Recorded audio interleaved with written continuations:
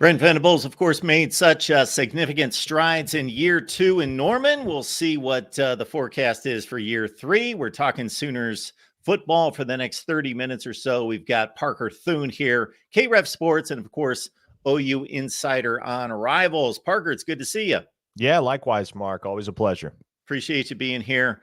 And Parker does an outstanding job. So we will have his information up on a banner. You want to follow him if you love college football, even if you're not an Oklahoma fan. Of course, so many comings and goings, and this was an aspect of the transfer portal, Parker, that I knew was there, but I guess I didn't process it, about coaches leaving and that extending the portal in certain ways. Of course, we've had this domino effect from Alabama to Washington to Arizona and San Jose State, and now Jim Harbaugh leaving Michigan, even though no Wolverines have entered the portal yet. Oklahoma, your thoughts about anybody else out there and how active they could be because of these extended windows? Yeah, absolutely. Right now, Oklahoma is hot in pursuit of a pair of offensive linemen, formerly of the Washington Huskies. They're actually brothers. Garen Hatchett, who was a starting guard for the Huskies for the last 2 seasons, and then his younger brother, Landon, who played in 9 games as a true freshman this past year for Washington. So the expectation is that Oklahoma is going to get both of those guys. Garen visited last weekend. Landon is visiting this weekend, and Garen put out a tweet last night where he basically said, hey, I'm moving on from Washington, which was very revealing because it had kind of been apparent for quite some time that what was either going to happen is that he was going to return to Washington or he was going to transfer to Oklahoma. So that in itself kind of suggests that the Sooners are closing in there on 2 more excellent portal additions for Bill Bedenbaugh's offensive line. Wow. We just saw a couple announcements yesterday where Washington's basically 2 starting guards from last season moved on to Ole Miss as a tandem. So their offensive line decimated for 2024, it would appear. We see 10 incoming players through the transfer portal. So let's focus on them first and foremost, because I don't know that I got your thoughts on a number of these guys. So Casey Thompson is the guy that certainly has a name, led the Big 12 in touchdown passes at Texas a few seasons ago, took over the starting role at Nebraska. I got to say, I was a bit surprised when Jeff Sims stepped on campus and took over the job. There really wasn't much of a battle there, and I considered Casey Thompson to be the better quarterback. He goes to FAU, and now he comes back to Oklahoma. Of course, there's a legacy factor there. Just your thoughts about Casey Thompson and a possible quarterback competition, or is he definitely the backup? Definitely the backup. He's coming in with that expectation and that understanding.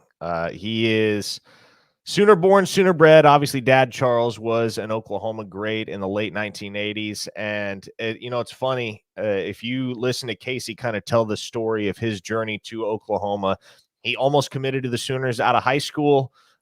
One thing led to another, and a very honest conversation with Lincoln Riley led him to kind of pursue other options, and he ends up at Texas. He actually entered the transfer portal after his freshman season. Of course, the transfer portal was in its infancy at that point, so it wasn't as much of an institution as it is these days, such that every single time somebody's name pops up, you're instantly getting reports on it from a zillion different people who have access to the transfer portal. He very quietly entered the portal after his freshman season and actually enrolled at Oklahoma. After a conversation with his family, decided to go ahead, return to Texas. Obviously, as you mentioned, leads the Big 12 in touchdown passes for the Longhorns in 2021. Almost transferred to Oklahoma that following offseason as well, but Dylan Gabriel beat him to the punch.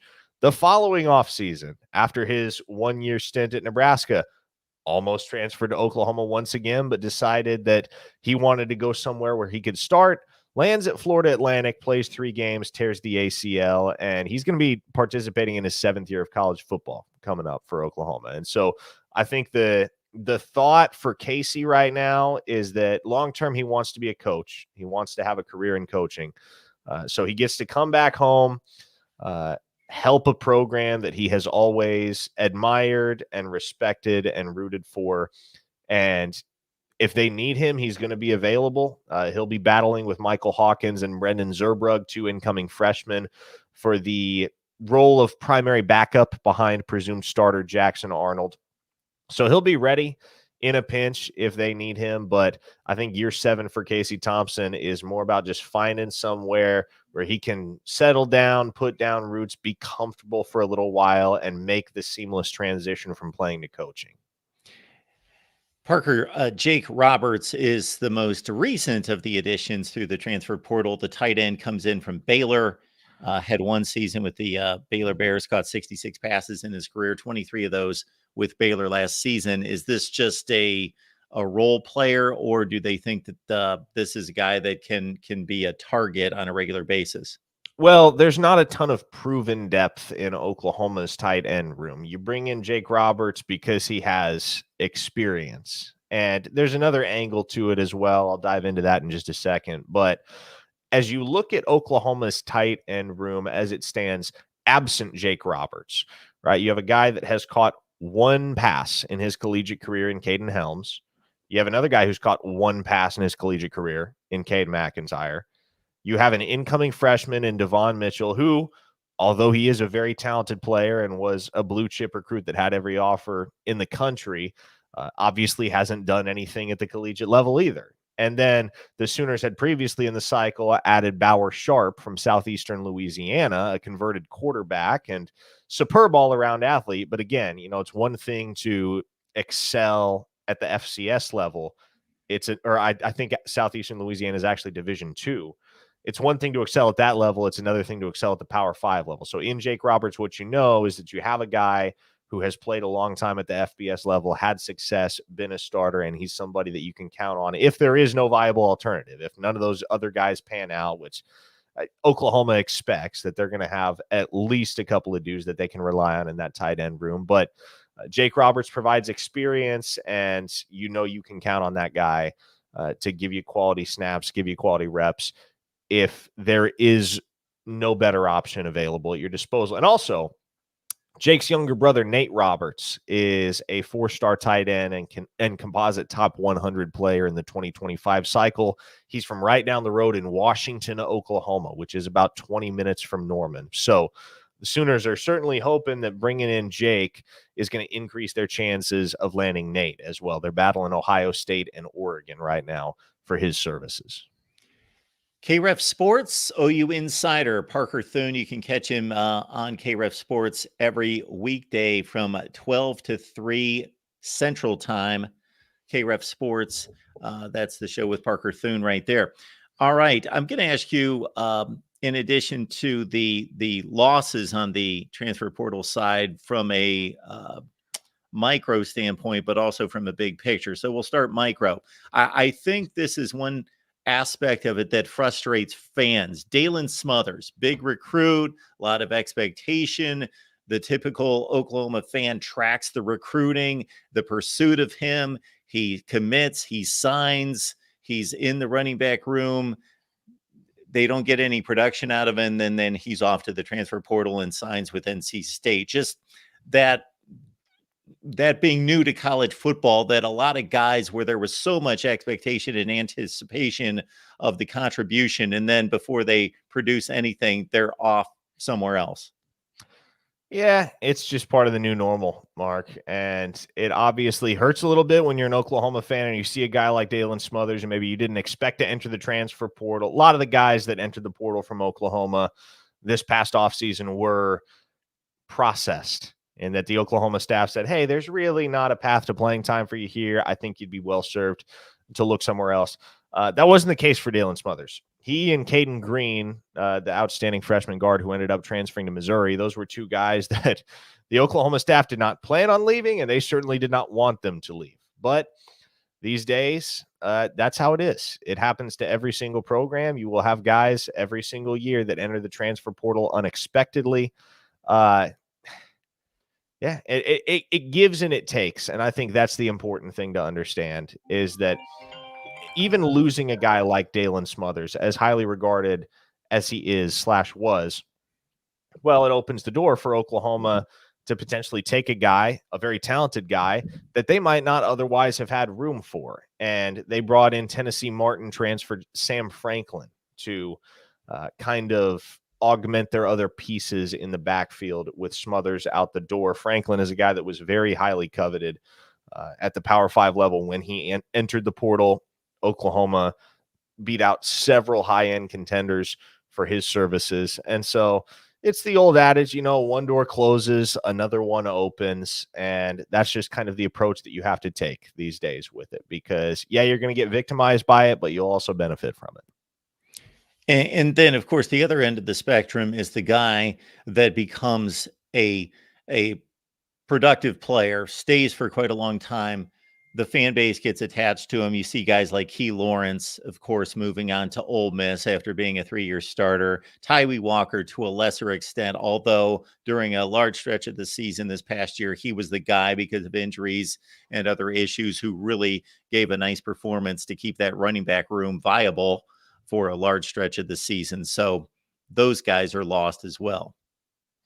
Yeah. And once again, I use the example of a guy like Tyree Walker, certainly somebody that had a sizable impact for Oklahoma, but also, as your roster continues to improve and as your bottom line continues to raise, you want to be able to lean on guys like Tyree Walker a little bit less. And he's a great player, don't get me wrong, but he doesn't have that fifth gear that you expect from a running back at a place like Oklahoma. He's a bowling ball, straight downhill type of dude, bouncy, never brought down on first contact, but he also wasn't somebody that was going to break one for 50 or 60 or even be a threat to, right? And so I think the vision at Oklahoma under Brent Venables, as you turn the page from year 2 to year 3, is you want the roster to continually be improving such that some of the guys that you had to lean on in the recent past are guys that you can afford not to lean on or can even afford to walk into the transfer portal, as in Tyree Walker's case. And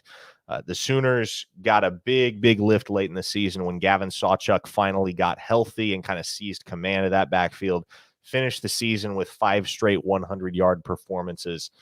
So the hope and the expectation is that as Venables and his staff continue to turn over this roster and construct it to their specifications, that they're going to get better across the board and more consistent across the board, more explosive across the board.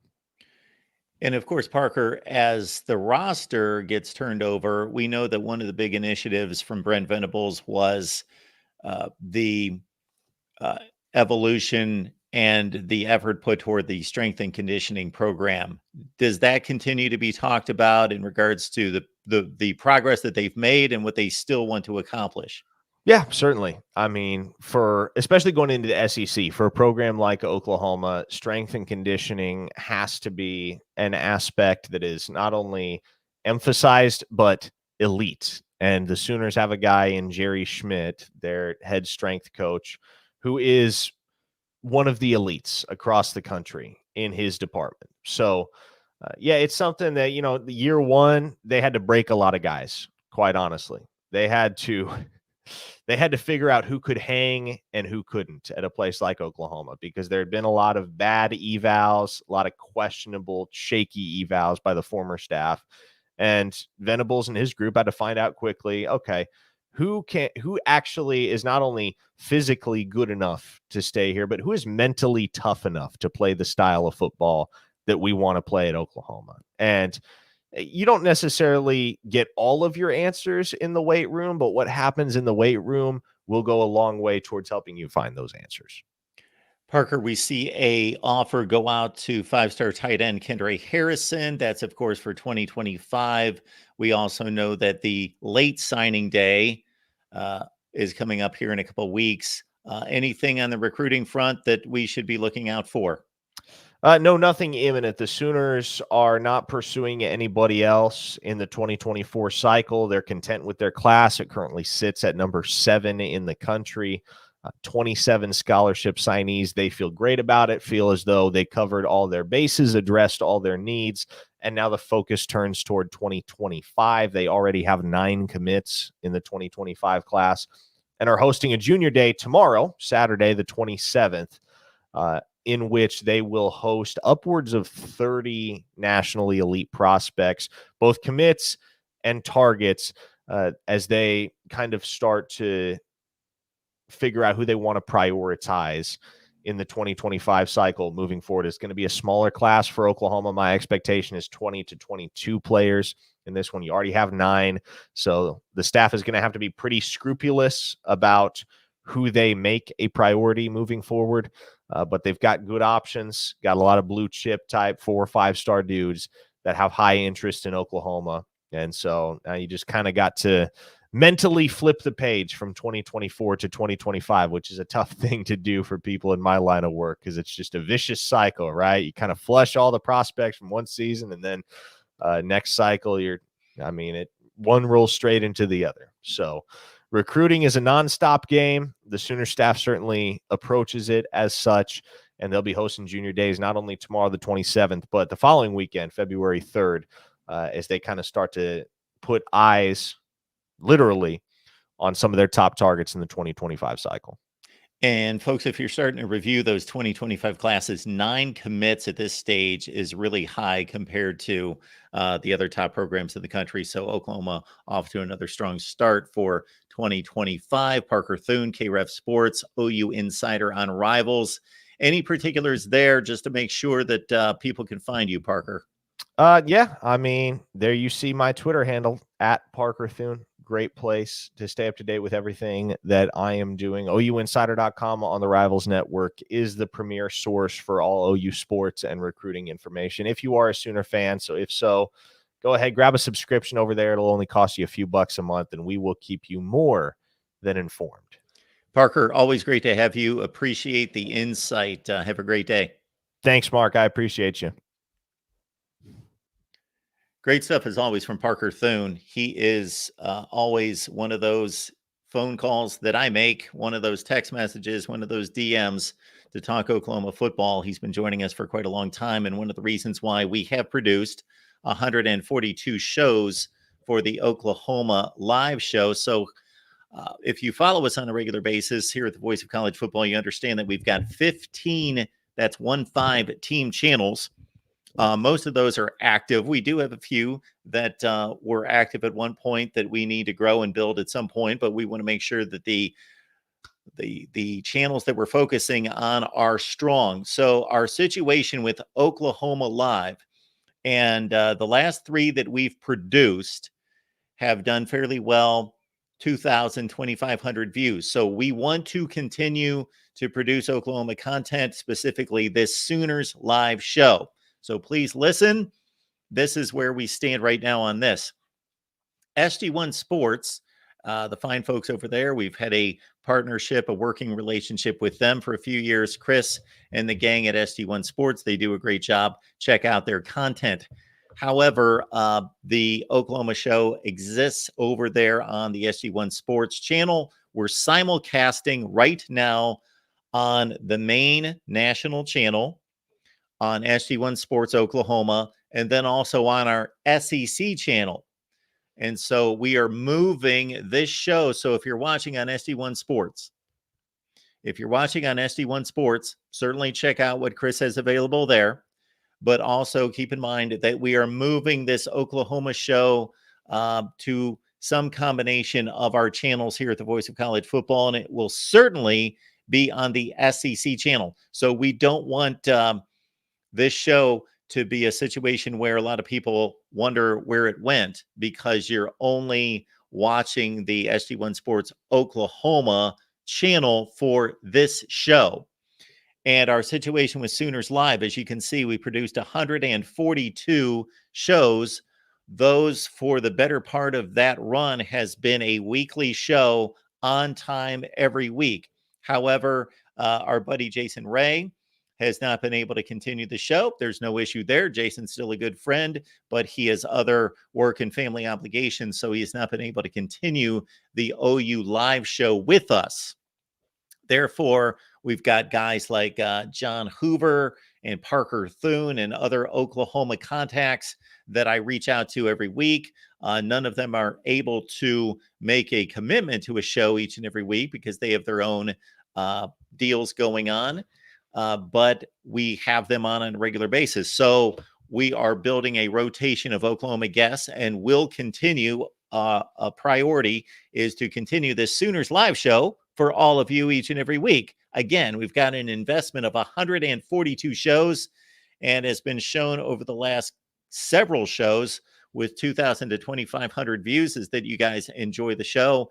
And you just heard Parker Thune for a half hour. We didn't get him for quite as long as we have in the past, but he has his other obligations. He's got a show starting in about 20 or 25 minutes, I believe, as well. So keep that in mind. But the Sooner show, we are committed to it, but make sure that you are here at the Voice of College Football so you don't miss any episodes or wonder what happened to the show. Parker mentioned that there's a big recruiting weekend at Oklahoma this weekend. We also had that same conversation with Jason Priester of Clemson, allclemsontigers.com. And you can catch that segment with Jason Priester outlining the Clemson recruiting weekend. Huge weekend for Clemson recruiting as well. That's over on the Clemson channel. And we are here at the Voice of College Football nonstop with all of you. Our next show is the Transfer Portal show that we are doing and committed to this week to see how that would be received Monday through Friday.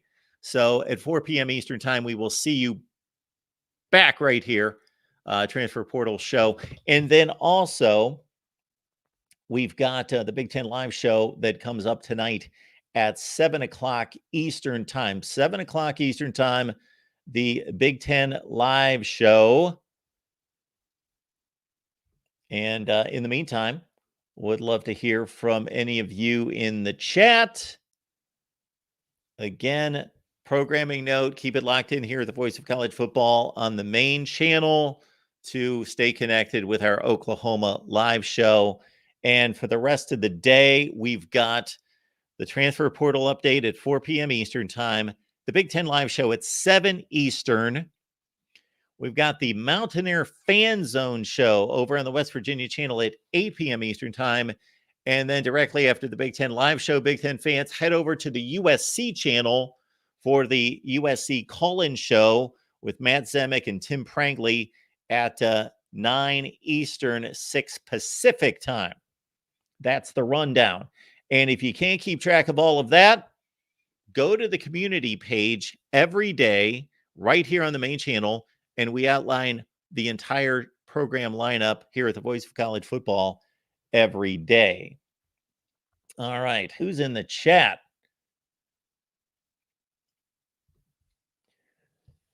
Bishop Frank, DR Newkirk, Sooners appreciate fire. Big salute, fam. Good to have you here. Again, make sure that you are subscribed here at the Voice of College Football on the main channel, because we are moving the Sooner show to the main channel or some combination of the main channel and the SEC channel. Yes, Bishop Frank, if you were joining us just here in the last few minutes, make sure that you watch what you missed. We had Parker Thune on outlining the weekend in Sooner recruiting. Gregory, you're awesome. You are here all over the place, regardless of the team, regardless of the show. So thank you so much for your support. Gregory, you asked last night about when we are going to have our State of the State address here at the Voice of College Football that we do each and every offseason, typically a week or two after the end of the college football season. However, I believe we're going to delay that maybe a month to 6 weeks, and you will see why we will want to do that a little bit later in the offseason. But sometime in March, we will do a State of the State here at the Voice of College Football to update everyone on what we've got working this offseason and what our plans and goals are. Dave's here. More Michigan channel than Buckeyes. Pretty much big two for same place to argue. Yes, regardless of the show, folks, just get used to Ohio State and Michigan fans arguing on our shows. For as much as I would like for these shows to be dedicated to these particular teams, Oklahoma in this case, and Sooner fans to be able to come and listen to the content and to share discussion and debate in the chat, I will never restrict the college football talk in any such way. There may be other shows where if you are watching a show and it's a particular team that's focused on, they may kick you out for talking about other teams and other conferences. Not here. As long as you are talking about college football and just being friendly, having a good time, you are welcome here, regardless of who you want to talk about.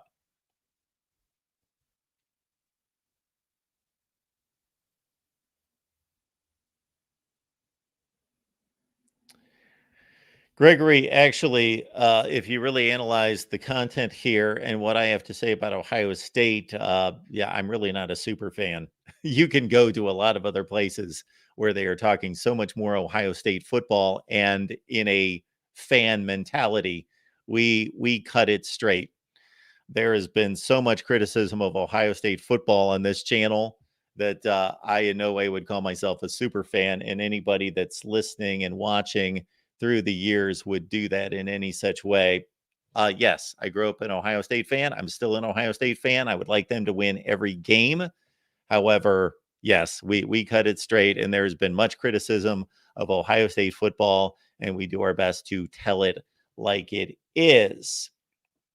And certainly during that State of the State address, we will want to get your feedback, as we always do. We want your feedback every day in terms of what type of content you would like to partake in, because many of my content offerings obviously bomb.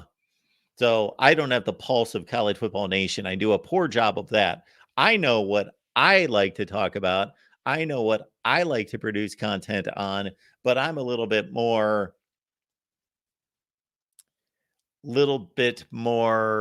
reasonable, logical, intentional about structure of college football, about scheduling, and about organization, and about the structure of the leagues and the power structure and the rosters and the football on the field.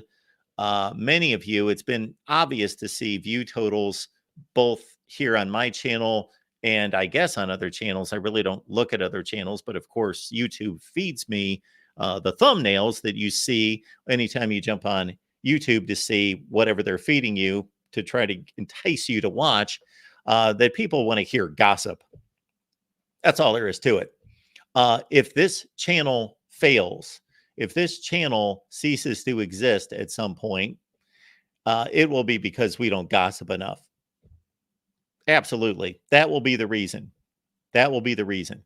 And it may be because of a few other factors, like I don't have a nice enough set or something like that. And we will work on those things as we go forward. Believe me, there have been reasons why we haven't the last couple of years, because we certainly had the intent, a particular off season about 2 years ago, to tackle, 2 off seasons ago, to redesign the set and to really upgrade the product here from an aesthetic standpoint, from a production standpoint. But a few things happened in life that delayed us a couple of years. So we're getting to that.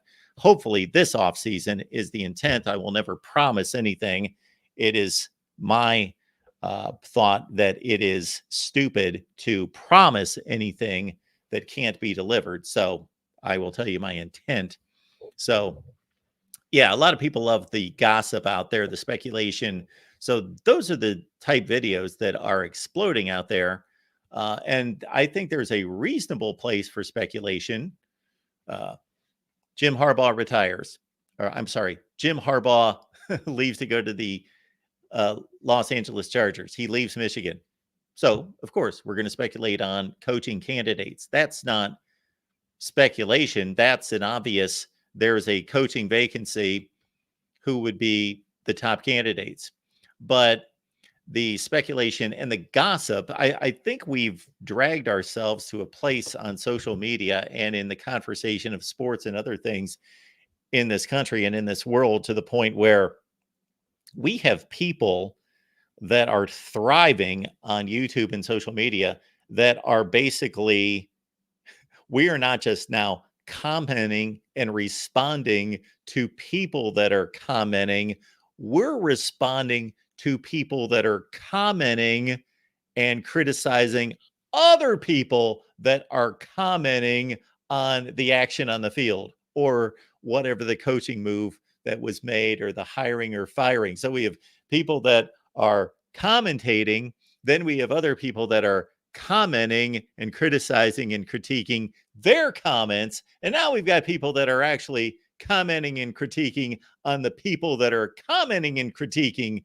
It's just mind-boggling and numbing. But that's the world in which we live in. And I will partake in that as long as my conscience allows me to a certain degree.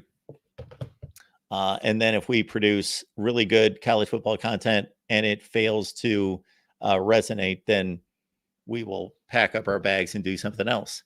I so much appreciate everyone being here at the Voice of College Football. I should express this more often, that I could be talking to no one right now.